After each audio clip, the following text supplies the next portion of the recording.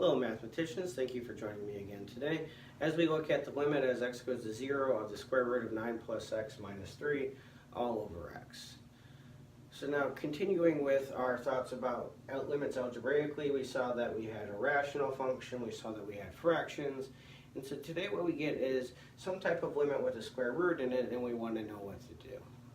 So to begin with, we should just plug in 0 and see what happens, and if I do that I get the square root of 9 minus 3 over 0 is going to be 3 minus 3 is 0 over 0. So we do get 0 over 0 again, which means that this is not a continuous function at the point 0, so I can't just plug in and get out an answer.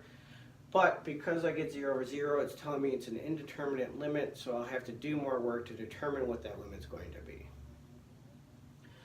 As such, well, what we need to do is, in the last case, the first case we had rational functions. We factored and canceled out.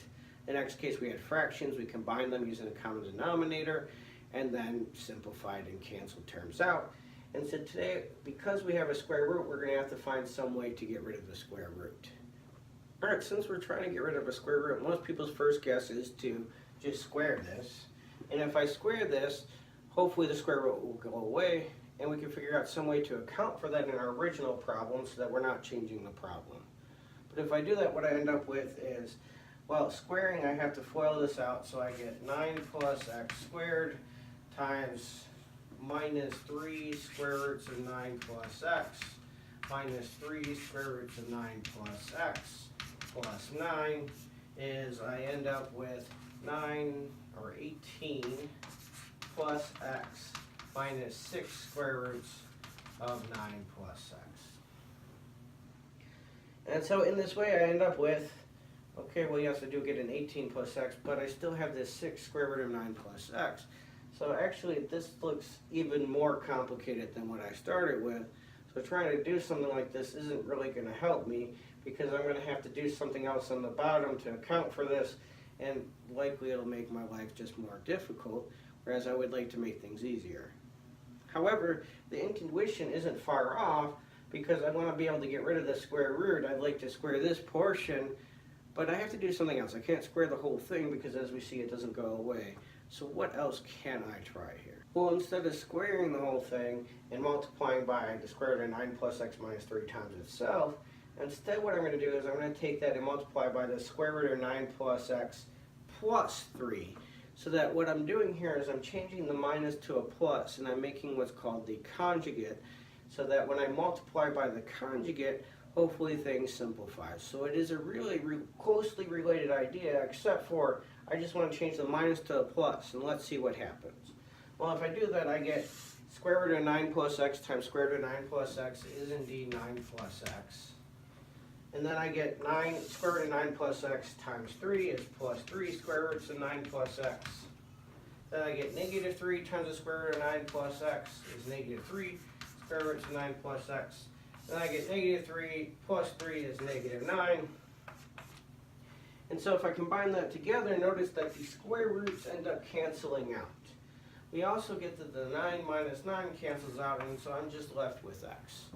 And so in this case, if I do multiply by the conjugate, it actually makes the top a lot easier to deal with than it was previously. Alright, now to take a step back, the idea was we wanted to simplify the square root of 9 plus x minus 3 all over x. And so what we decided to do is multiply by the square root of 9 plus x plus 3. Now, if we just multiply that, notice that we've changed the problem. And so we can't change the problem because we get out a different answer. So instead what we have to do is we have to undo what we did. So because I multiplied by this, I also have to divide by this.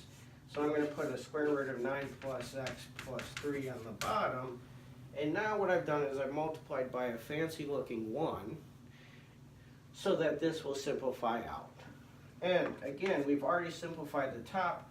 We're just going to end up with x over x times the square root of 9 plus x plus 3. And so we know that the inside function will simplify to this function, which is going to be a lot easier to deal with. In fact, our next step would be, well, we should try to factor and cancel things out like we have been doing, but we already have that. Well, we have an x over an x. So what we can say is, well, As long as x is not 0, x over x is just 1. Do we have to worry about x being 0? Well, no, because we're taking the limit as x gets close to but not equal to 0. So what I can say is that as a limit, this limit is going to be equal to the limit as x goes to 0 of this term, but cancel the x's out, and I get 1 over the square root of 9 plus x plus 3. So now all that's left to do is to actually find the limit. I have a new limit, so what would I do is plug in 0. If I plug in 0, I get 1 over the square root of 9 plus 0 is 3, plus 3. 1 over 3 plus 3 is 1/6.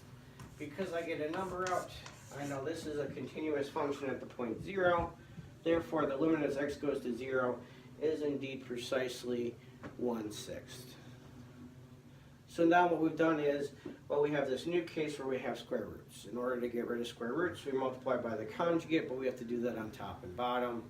We're then able to simplify and cancel something out so that we can finally find our limit. And so if we look back, we've had the case where we had rational functions, we've had two fractions added or subtracted, and we've had square roots. And so those are the three major things that you're going to run into when you're trying to calculate limits algebraically. Thank you for joining me today, mathematicians. I hope you enjoyed this, and I hope you learned something along the way. If you did, make sure to like the video and to subscribe to the channel down here. This will help make sure that other people get to find this video so that they can also get help on calculus.